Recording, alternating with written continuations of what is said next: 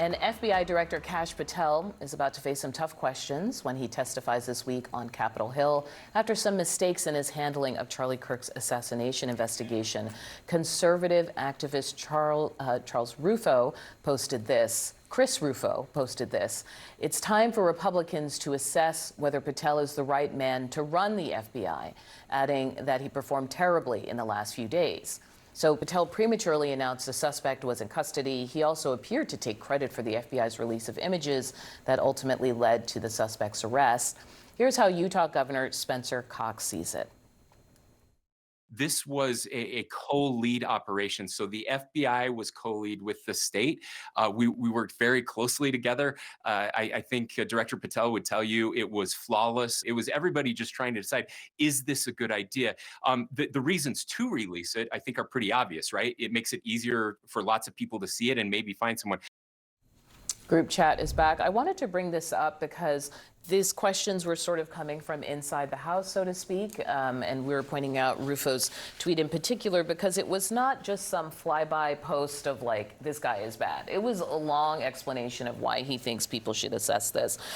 What do you think is happening with Patel? We were talking about the fact that he wasn't on the Sunday shows this weekend. Right. The White House has specifically asked Utah Governor Spencer Cox to sort of be the face of the investigation, but also just the point person talking about this. But the Kash Patel criticism has been going on well before the assassination of Charlie Kirk. Largely because of Epstein and other just, there's a lawsuit against the FBI for the termination of some key employees. That's part of it. But the rank and file has been growing increasingly dismayed by there's a lawsuit by these former employees. But I think the Epstein thing is probably much more of a challenge for him. But look, he's going to appear before a House committee on Wednesday, I believe, and that is going to be a central issue. I'm skeptical, even though at the White House I've heard people sort of not thrilled with his leadership. But well, I can give you more than that. Here's Steve Chung, who's the White House comms director. He says anyone who doubts Patel's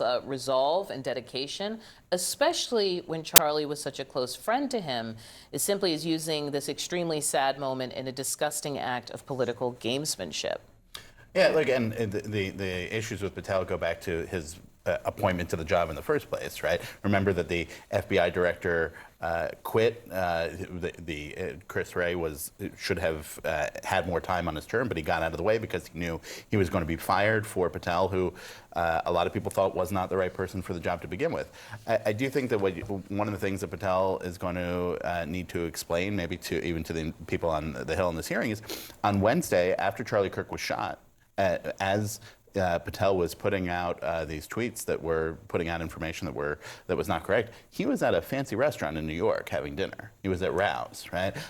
Which is itself, I mean, if Kirk was his close friend, I've never had a close friend assassinated. It is a choice to then go to an exclusive restaurant in New York City and have some pasta. Yeah, and I think to Jeff's point about some of the rank and file being very frustrated, Kash Patel seemed to come out and take a lot of personal credit for finding the suspect, when in reality, if you listen to Governor Cox, they feel as though it was a joint effort with the local law enforcement on the ground and the FBI. And then also, typically, when it comes to the FBI, it is such a bureau-first mentality. It's not an individual-first mentality. You typically are going to cite officers and investigators within the bureau, opposed to, sort of taking your own credit for it.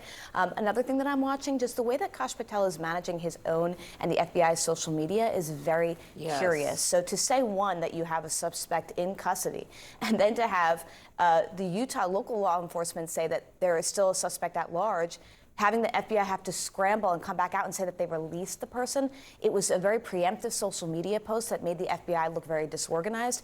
I also just caught recently, he screenshotted something from Fox News citing FBI sources. In a very professional situation, you yourself as the FBI don't need to cite a news organization citing sources from within your bureau. Right, you just say something yourself. This issue of like, as he's come in, he's brought the talents that the administration has appreciated, right? The loyalty, the ability to communicate, but has he done things within the ranks that actually are creating real problems for investigations? Yeah, and like one of the things that we see in other investigations about other things in past administrations is that the Justice Department doesn't usually say that much. The FBI doesn't say that much for a Right. while. So it's kind of an unforced error. This is part of why they Yeah. don't, and it drives those of us in the reporting world crazy because we want to know more information. But sometimes the information is not verified or it's incorrect, and they're trying to hold it back until it goes Yeah, public. But again, the criticism of him was happening before the Charlie Kirk assassination, and I'm wondering now, talking to people, will this assassination and all the outpouring of Charlie Kirk actually sort of help Patel politically, because they did arrest